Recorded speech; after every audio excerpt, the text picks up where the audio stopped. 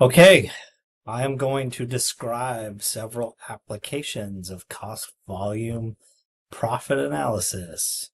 Sounds boring.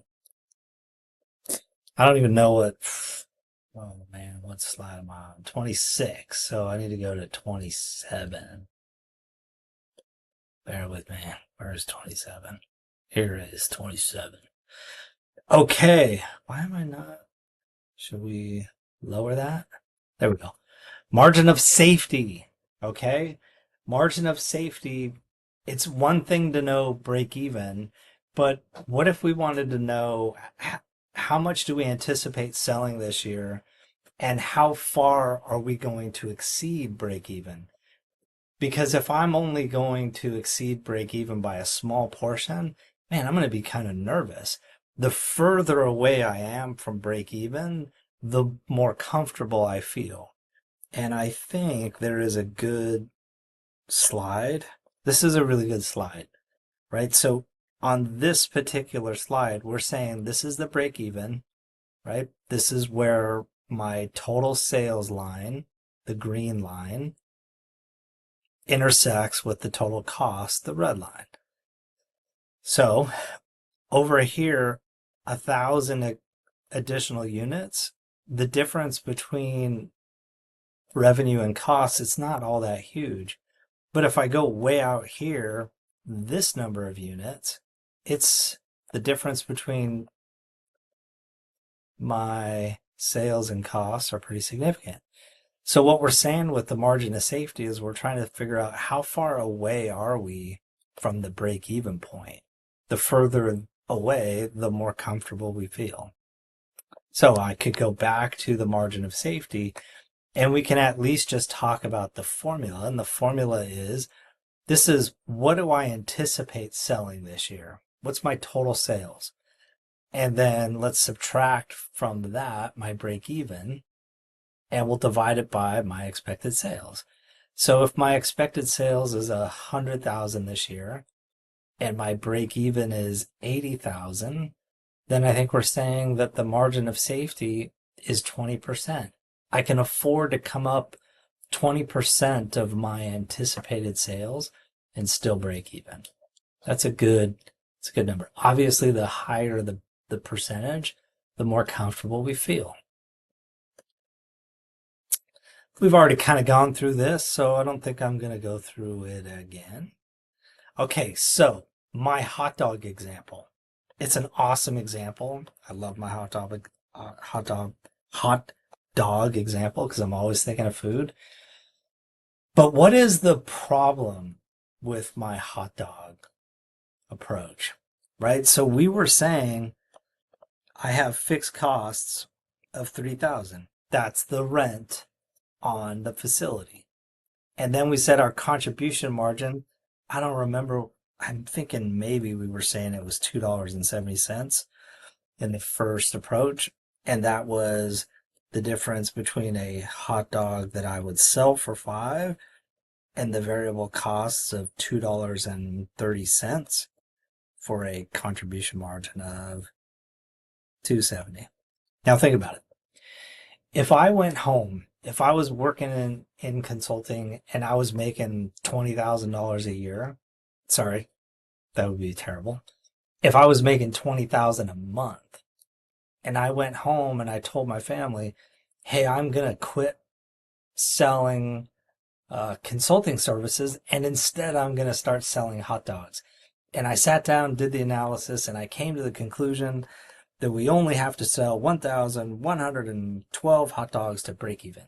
My family would freak out because I'm giving up my consulting career, and so I'm giving up this 20,000 a month in income to only go sell hot dogs and break even, just cover the rent.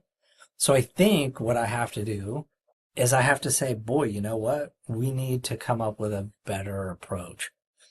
I need to account for all of my fixed costs, plus I want my target income, TI, target income. And then I'll divide that by the contribution margin. So in my example, my fixed costs were 3,000 and my target income per month anyway is 20,000 divided by 270. And now my new break even is, I'm coming up with 8,519. I'm rounding up. 8,519 hot dogs a month. Now you know why I am not selling hot dogs. That would be crazy. It would have to be a really, really good hot dog in order for me to pull in 8,519 hot dogs. How many is that per day? What if we were to just divide that by 30? Yeah, that's 285 hot dogs a day. That's a lot of hot dogs.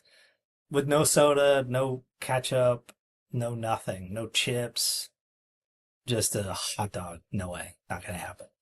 So I never did. But anyway, this is a more refined approach. And we're saying let's not only cover our fixed costs, but let's also include our target income. And that is what this slide is getting at. So in this particular example, they're saying our fixed costs are 24,000. We want to make an additional 12,000. Our contribution margin ratio is 30%, right? Again, that's contribution margin divided by revenue. That's how we get contribution margin ratio. And so in this particular example, we would have to sell $120,000 worth of goods and services in order to break even and then earn an additional 12,000. And again, we can do the same analysis, but just turn it from margin ratio. Instead of understanding how much in revenue dollars I need to earn, I can do contribution margin per unit to determine the number of units, right? So if I want to know units, it's the break even plus target income divided by contribution margin. And then if I want to know revenue, it is break even plus target income divided by contribution margin ratio. This one gives me revenue, and this one gives me units.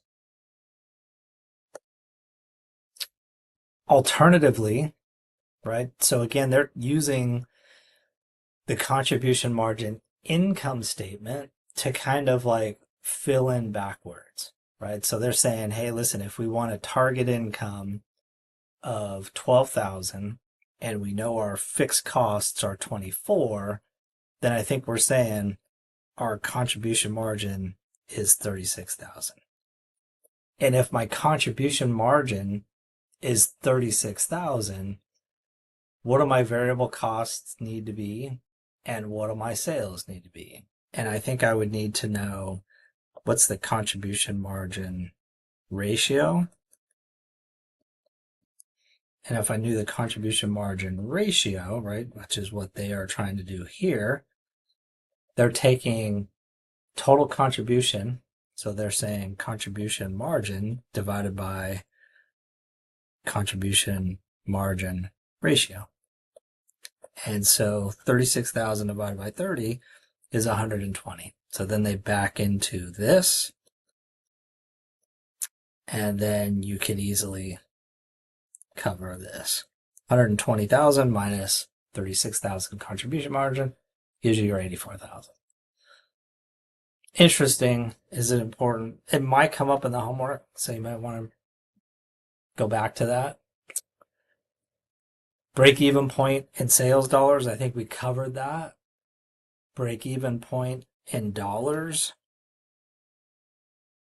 or sorry, revised break even in dollars.